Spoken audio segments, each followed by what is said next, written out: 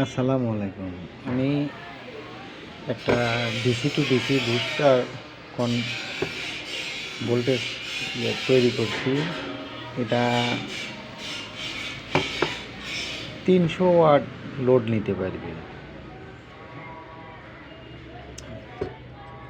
এখন টেস্টিং করব।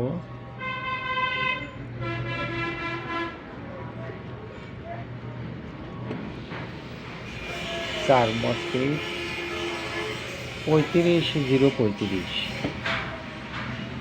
এখানে আইসি ব্যবহার করছি হলো HG গ্রুপের 2535 আর 4টা মসফেট ব্যবহার করছি।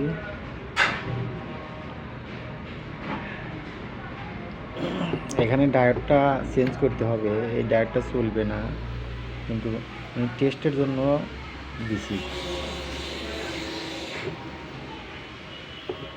ভিডিওটি যদি আপনাদের ভালো লাগে দয়া করে সাবস্ক্রাইব করবেন।